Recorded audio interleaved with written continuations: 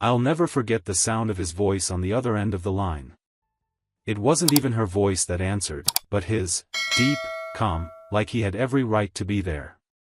It was the exact moment my world cracked in two, and I couldn't hold back. "Donnie," I said, the words spilling out, sharp with rage. "Listen carefully. If her son dies before I talk to her, I will find you and kill you with my bare hands." Silence. I could feel the shock hit him through the line, the way his breathing shifted.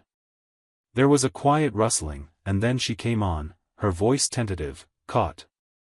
"Jake." I gripped the phone so hard my knuckles went white. I wanted to say everything right there, all the anger, the betrayal, but instead, I bit out, "When you're done having fun with your boyfriend, please come to the hospital emergency room." I hung up, the phone dropping from my hand, my heart thundering as I tried to understand what I'd just done, what I'd just heard. If I hadn't made that call in a fit of rage, I'd still be sitting there like an idiot, none the wiser. But now, I knew.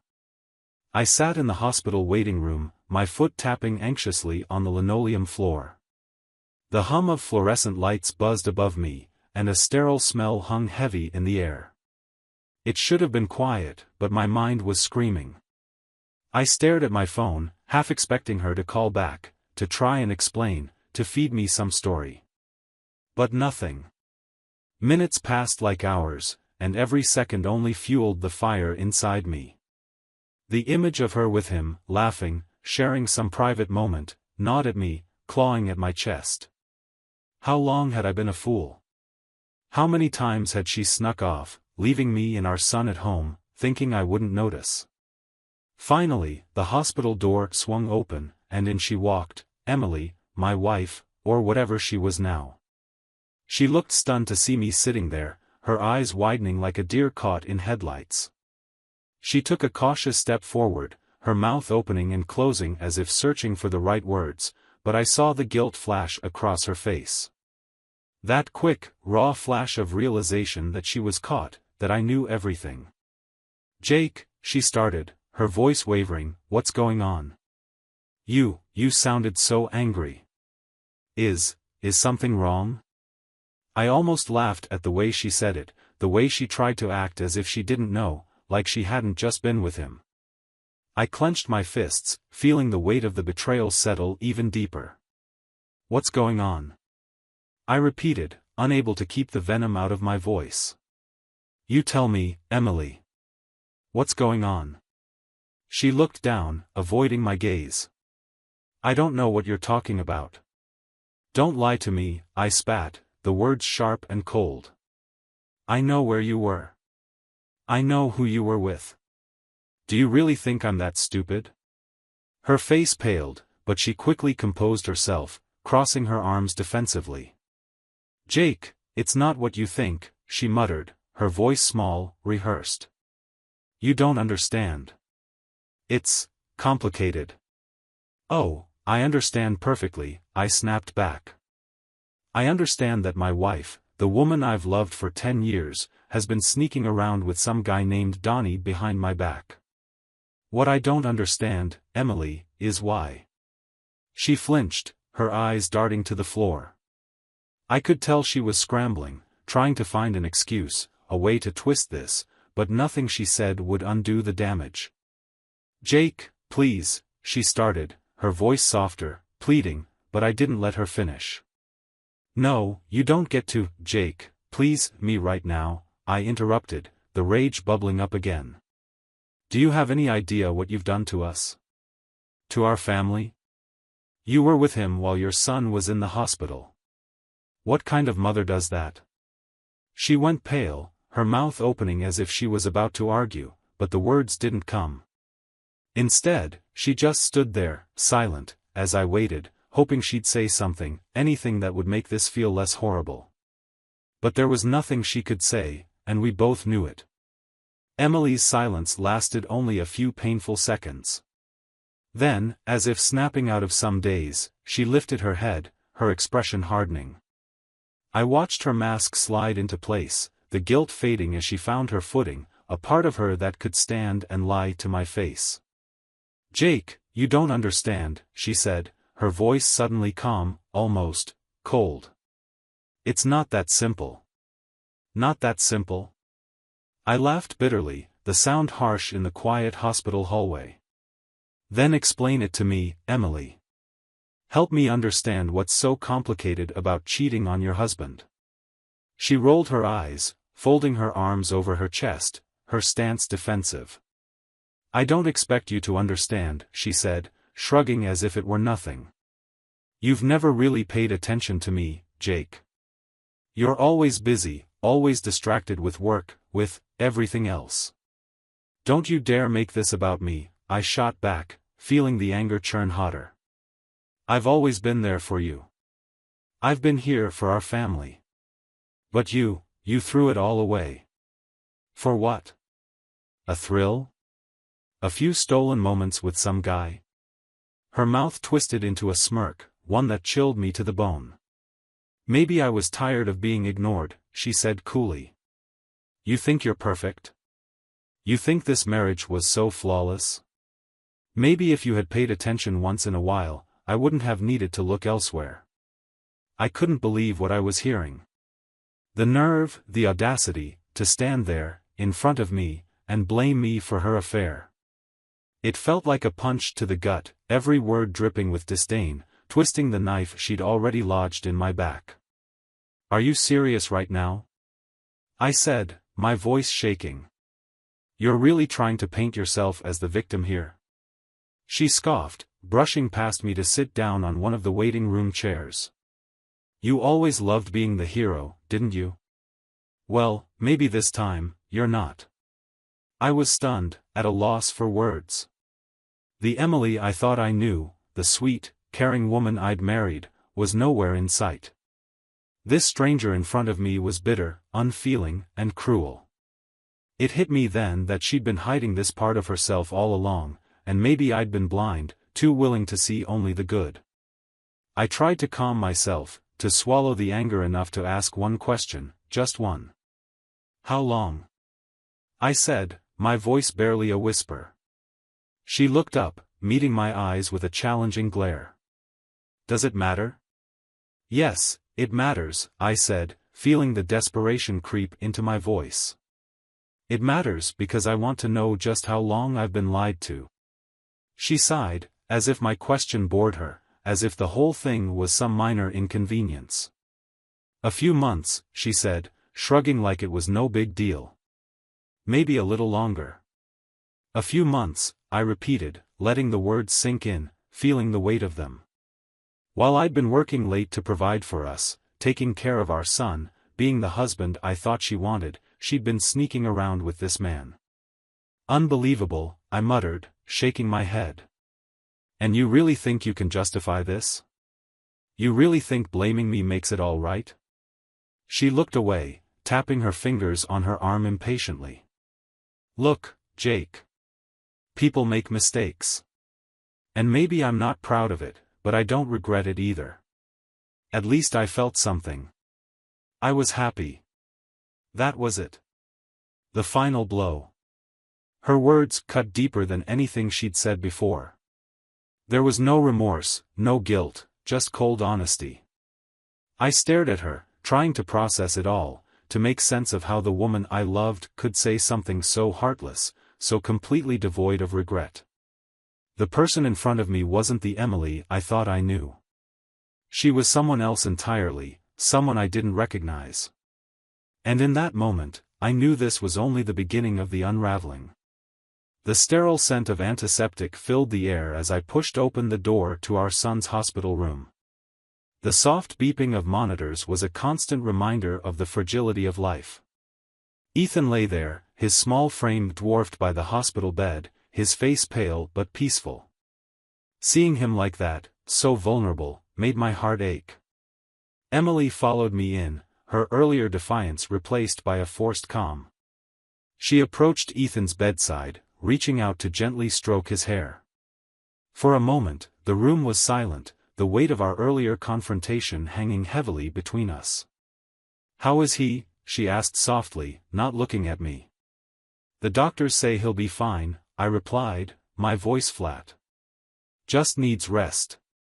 She nodded, her eyes fixed on Ethan. I'm glad. I watched her, searching for any sign of the woman I once knew.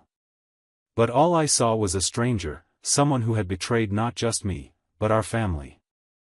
The anger simmered beneath the surface, but I forced myself to stay calm, for Ethan's sake. We need to talk, I said quietly, not wanting to disturb our son. She glanced at me, her expression guarded. About what? About us. About what happens next. She sighed, finally turning to face me. Jake, I know you're angry. But can't we just focus on Ethan right now? Focusing on Ethan doesn't change what you did, I replied, keeping my voice steady. We can't ignore this, Emily. We have to deal with it. She looked away, her jaw tightening. I don't know what you want me to say.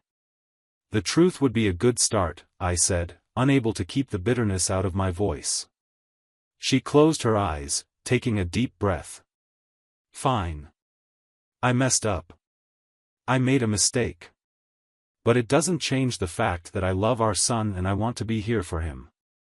Being here for him means being honest, I shot back. It means taking responsibility for your actions. She opened her eyes, meeting my gaze with a cold stare. And what about you, Jake? Are you so perfect? Have you never made a mistake? This isn't about me, I said, my patience wearing thin. This is about you betraying our family. She shook her head, a bitter smile on her lips. You always did love playing the martyr. I clenched my fists, struggling to keep my composure. I'm not playing anything, Emily. I'm trying to understand how we got here. She looked at me for a long moment, her expression unreadable. Maybe we were never as perfect as you thought, she said finally. The words hit me like a punch to the gut. I opened my mouth to respond, but before I could, Ethan stirred, a soft moan escaping his lips. We both turned our attention to him, the tension between us momentarily forgotten. Daddy? Ethan's voice was weak, but it was the sweetest sound I'd ever heard. I leaned over, taking his small hand in mine. I'm here, buddy. How are you feeling? He blinked up at me, a faint smile on his lips. Tired. That's okay, I said softly. You just rest. Mommy and I are right here. Emily reached out, placing her hand on Ethan's forehead. We love you so much, Ethan, she whispered, her voice trembling. For a brief moment, we were united in our love for our son. But the reality of our fractured relationship loomed over us, a shadow that couldn't be ignored.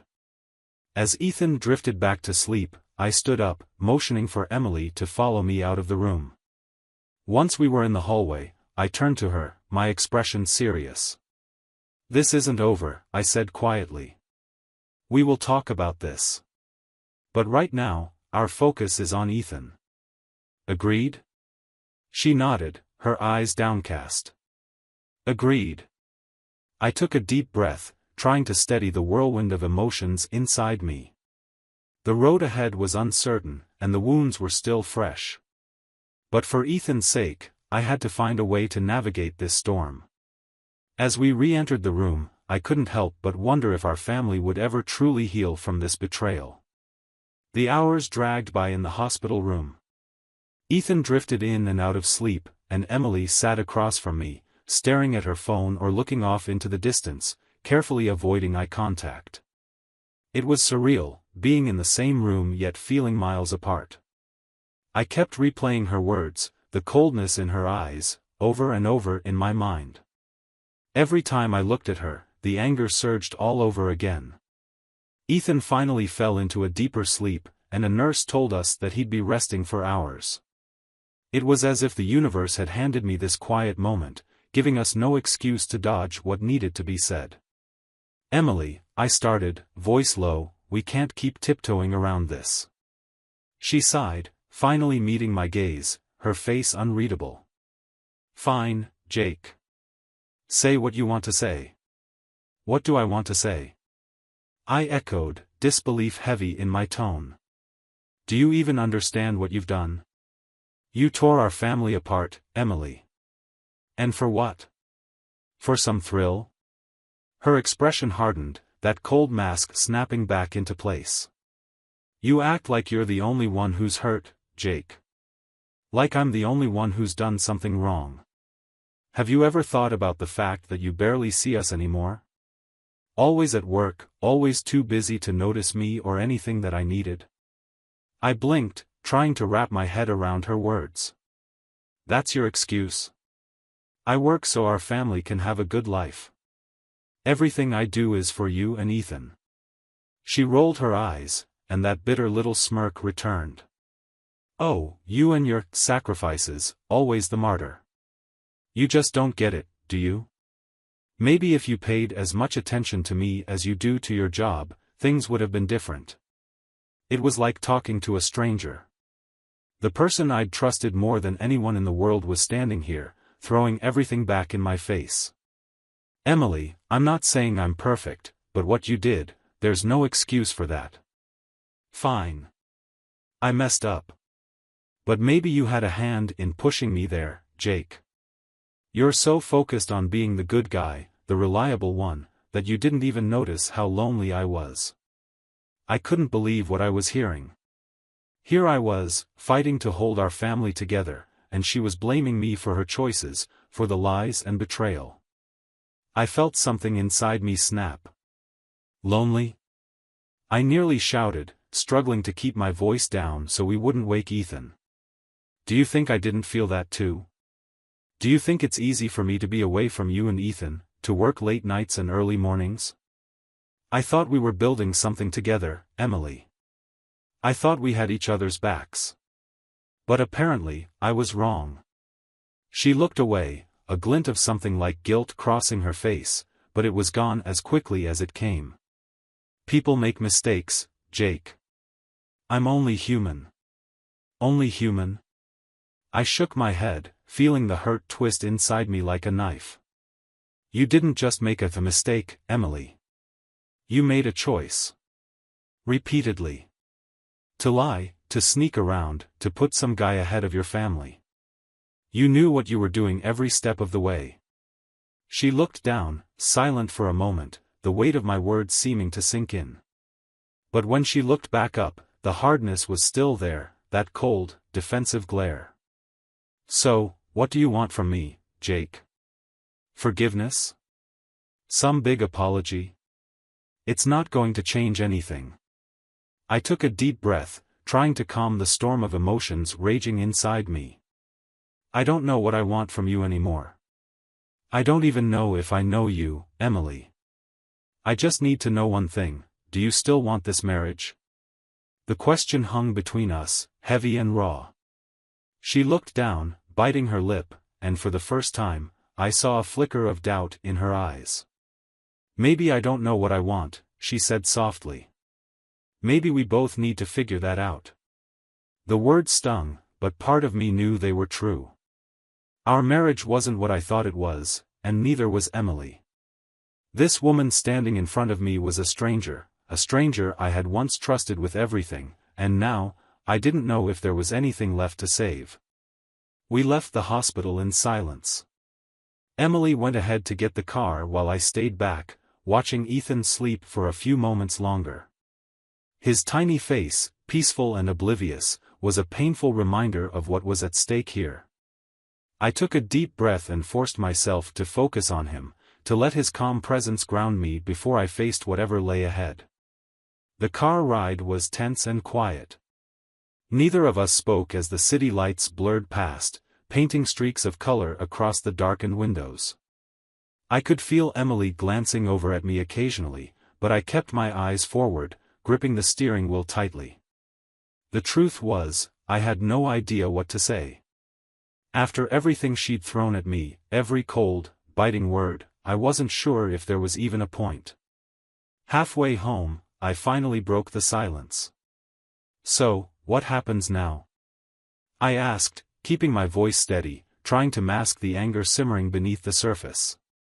She sighed, crossing her arms and looking out the window. I don't know, Jake. I don't have all the answers.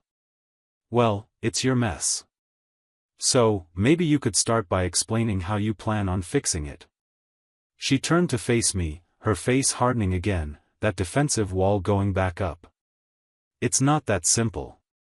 Nothing ever is with you, is it? I muttered, gripping the wheel harder. Always an excuse, always someone else to blame. You say you don't have answers, but all I hear are the same tired excuses. She rolled her eyes, brushing a strand of hair back with a dismissive flick.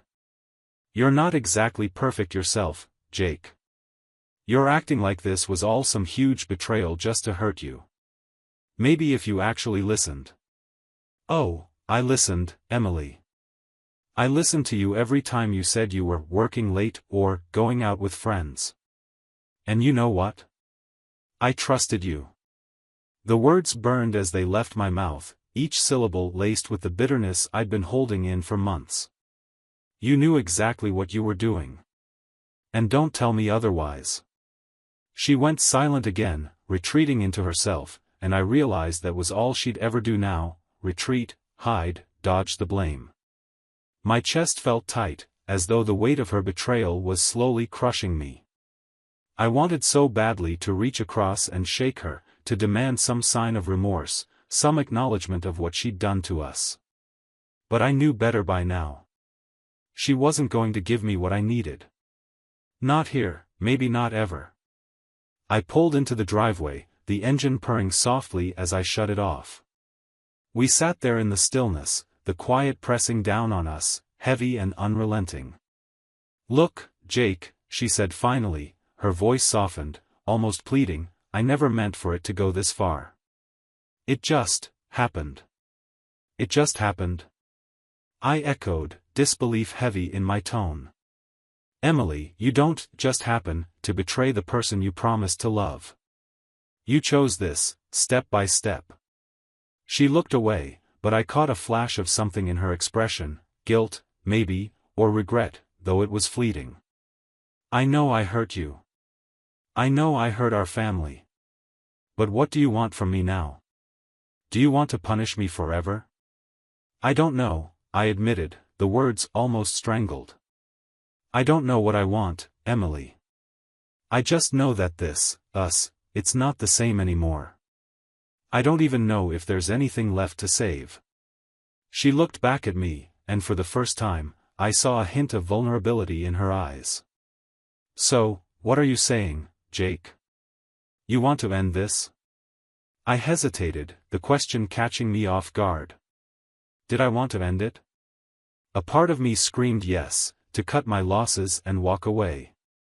But there was another part, quieter but just as powerful, that remembered all the good moments, all the years we'd spent together, all the dreams we'd shared. I don't know, I whispered, my voice thick with emotion. I just don't know if I can ever look at you the same way again. We sat in silence, the weight of my words hanging between us. It was a moment of harsh, brutal honesty, a moment that shattered any illusions we had left. And as I looked at her, at the woman I once thought I knew, I realized that this wasn't a decision I could make lightly. Days passed, each one feeling longer and emptier than the last. We moved through the house like strangers, speaking only when necessary and keeping our distance. The silence between us was deafening, stretching across every room and every shared moment.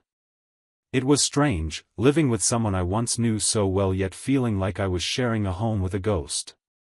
Emily acted as if nothing had changed, as if we were two people coexisting out of habit. She'd spend her time on her phone or watching TV, ignoring the tension that crackled in the air between us. Occasionally, she'd give me these sideways glances, as if she were waiting for me to say something, to start a conversation that I couldn't bear to have. But I was tired of being the one to try. I was tired of feeling like I was the only one who cared about what we'd built. One evening, after putting Ethan to bed, I decided it was time to address the elephant in the room. I found her in the living room, scrolling through her phone, a faint smile on her lips as she read something on the screen. A bitter thought crossed my mind, wondering if she was talking to him again, keeping secrets from me, even now. Emily, I said, keeping my voice steady, we need to talk. She looked up, her expression unreadable, and set her phone down with a sigh. Fine, Jake. Let's talk. What's left to say? I took a deep breath, gathering my thoughts. I don't think you understand how serious this is. I can't just pretend this didn't happen. You broke my trust, and I can't keep living in this lie. She looked away, crossing her arms defensively. And what do you want me to do about it, Jake? Do you want me to beg for forgiveness? Do you want some grand gesture to make it all better? Her indifference was like a slap in the face. I'd spent countless nights grappling with my emotions, trying to understand how we'd gotten here, while she seemed almost indifferent, like the gravity of what she'd done meant nothing to her. I just want you to show that you care, I said, feeling the frustration build. Show me that our marriage matters to you, that I matter to you. She laughed, a hollow sound that made my stomach turn. Jake, maybe that's the problem. Maybe you're holding on to something that isn't there anymore. Maybe we're not who we thought we were. Her words hung in the air, heavy with a painful truth I hadn't wanted to face. For so long, I'd tried to convince myself that we could fix this, that somehow, we could come back from this betrayal. But as I looked at her, at the coldness in her eyes, I realized that maybe she was right. Maybe we were clinging to a memory, to a version of ourselves that no longer existed. So, that's it, then? I asked, my voice barely above a whisper. You're just done? She shrugged, her expression impassive. Maybe I am. Maybe you are too. Maybe we're both too stubborn to admit it. The weight of her words pressed down on me, suffocating.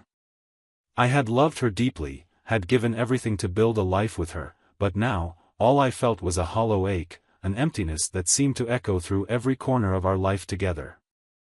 I stood up, feeling a strange sense of calm wash over me. Then maybe it's time we face the truth, Emily. Maybe it's time we stop pretending.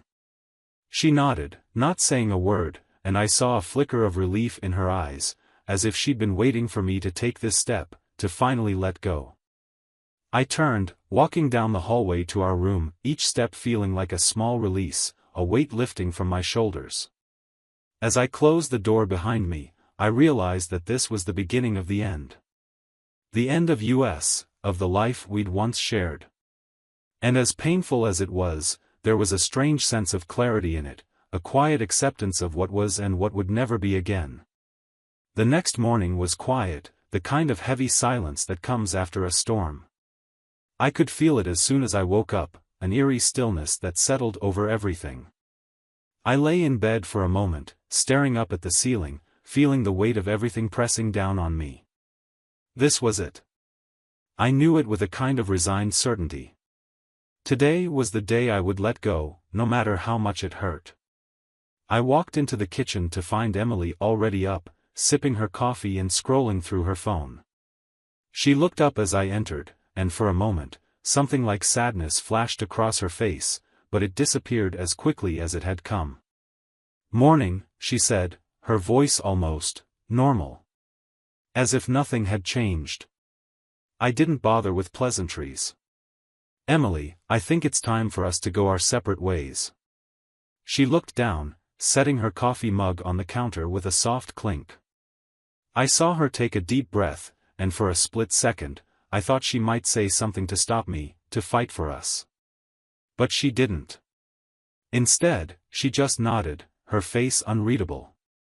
"I think you're right, Jake," she said softly. "Maybe it's for the best." There was no anger left, no accusations or bitterness, just a quiet, aching acceptance. I could feel the finality of it, and as much as it hurt, there was also a strange relief. We both knew this was the end. We'd fought, we tried to make it work, but in the end, some things were just broken beyond repair. I turned away, walking down the hall to pack a few things, my footsteps echoing in the empty space. I paused at Ethan's room, watching him sleep peacefully, blissfully unaware of the turmoil unfolding around him. I would be here for him, no matter what, I promised myself. He would never know the pain I'd felt, the betrayal that had torn his parents apart. After I packed, I walked back to the kitchen, where Emily was still standing, her arms crossed tightly over her chest. She looked at me, her eyes hollow and distant, as though a part of her had already accepted this reality long before I did. "Take care of yourself, Emily," I said, the words heavy with finality. She nodded, her lips pressed into a thin line. "You too, Jake." And that was it. I walked to the door, every step feeling like 1,000, each one heavier than the last. Just as I reached for the handle, her voice stopped me. "Jake," she started, and I turned, feeling the hope flare one last time, a desperate spark clinging to what little was left. But her face was expressionless, her eyes void of any emotion. I hope you can find someone who makes you happy." The words hit me harder than any argument, any accusation. In that moment, I realized that she had already moved on. Long before I'd found out, long before I'd even suspected. The life we'd shared, the love I thought we had, it was already a memory to her, something distant and forgotten. I forced myself to nod, to smile, to pretend like I was strong enough to walk away without breaking. And then I left, closing the door behind me, feeling the finality of it settle in my bones. I walked out of that house with nothing but a suitcase and the weight of 10 years of memories, good and bad, swirling through my mind. I stood there for a moment, breathing in the cold morning air, feeling the ache of loss settle deep in my chest. But I kept walking. Because sometimes, the only way to survive heartbreak is to keep moving forward, one painful step at a time. As I reached the end of the driveway, a strange, bittersweet feeling washed over me. I felt the pain, the emptiness, but I also felt something else, hope. Hope for a future where I could rebuild, where I could heal and maybe even find love again, love that wouldn't betray me, love that wouldn't fade. And as I looked back at that house, one last time, I whispered a silent goodbye, not to Emily, but to the man I used to be. Then I turned and walked away, leaving the broken pieces of my past behind me, ready to face whatever came next.